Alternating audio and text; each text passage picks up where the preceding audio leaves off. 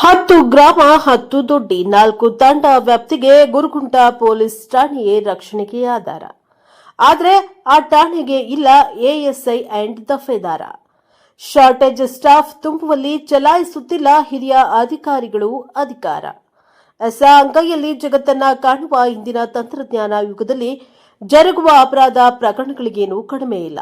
Police ಠಾಣೆ ಇದ್ರೆ ಸ್ವಲ್ಪ ಅಂತಹ ಆಕ್ಟಿವಿಟೀಸ್ಗೆ ಬ್ರೇಕ್ ಹಾಕಬಹುದು ಅಂತಾನೆ ಸರ್ಕಾರ ಹಳ್ಳಿ ದೊಡ್ಡಿ ತಾಂಡಾಗಳ ಜನಸಂಖ್ಯೆ ಆಧಾರದ ಮೇಲೆ ಭೌಗೋಳಿಕ ಪ್ರದೇಶದನ್ವಯ ಪೊಲೀಸ್ ಠಾಣೆಯನ್ನ ಮಂಜೂರು ಮಾಡುತ್ತೆ.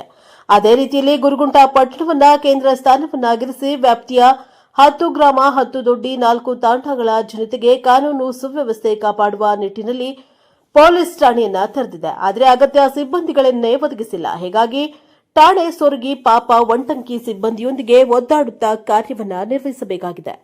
ಕಳವು ಮಾಡಿ ಪರಾರಿಯಾಗುವ ದರೋಡೆಕೋರರಿಗೆ ರಾಷ್ಟ್ರೀಯ ಹೆದ್ದಾರಿಯಲ್ಲಿನ ಗುರುಗುಂಟ ಪಟ್ಟಣ ಹೇಳಿ ಮಾಡಿಸಿದಂತಿದೆ. ನಿತ್ಯ ದಟ್ಟಣೆ ವಾಹನ ಸಂಚಾರ ಇದ್ದು ಸಂಭವಿಸುವ ಅಪಘಾತಗಳಿಗೇನು ಇಲ್ಲಿ ಕಡಿಮೆ ಇಲ್ಲ. ಯಾವುದೋ ಒಂದು ದಿಕ್ಕಿನ ಹಳ್ಳಿ ಗ್ರಾಮ ತಾಂಡಾದಲ್ಲಿ ಅಪರಾಧ ನಡೆದರೆ ಇದ್ದ ಒಂಟಂಕಿ ಸಿಬ್ಬಂದಿಯೇ ಎದ್ನೋ ಬಿದ್ನೋ ಅಂತ ಓದಿಕೊಂಡು ಓಡಬೇಕು.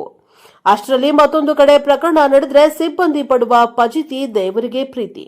ಈ ಡ್ಯೂಟಿ ಮಧ್ಯೆ ಬಂದೋಬಸ್ತ್ ಕಚೇರಿ ಕೆಲಸ ರಜೆ ಅನಾರೋಗ್ಯಕ್ಕೆಂದು ತೆರಳಿದ್ರೆ ಠಾಣೆಗೆ ಬೀಗ ಗ್ಯಾರಂಟಿ ಎನ್ನುತ್ತವೆ ಕೆಲ ಮೂಲಗಳು. ಹೀಗಾಗಿ ಕಾಲೇಜು ಹುಡುಗಿಯರಿಗೆ ಚುಡಾಯಿಸುವುದರ ವಾರದ ಸಂತೆಯಲ್ಲಿ ಮೋಸಗೊಳಿಸುವ ಕ್ರಿಯೆ, ವಂಚನೆ, ಮನೆ ಅಂಗಡಿ ಸರಣಿ ಕಳ್ಳತನ, ದರೋಡೆ, ಕುರಿ ಆಡು ದನ ಕರು ಮೋಟಾರ್ ಬೈಕು ಪಂಪ್ ಸೆಟ್ ಕೋಳಿ ಕಳ್ಳತನಗಳು ಅವ್ಯಾಹತವಾಗಿ ನಡೆಯುತ್ತಿವೆ.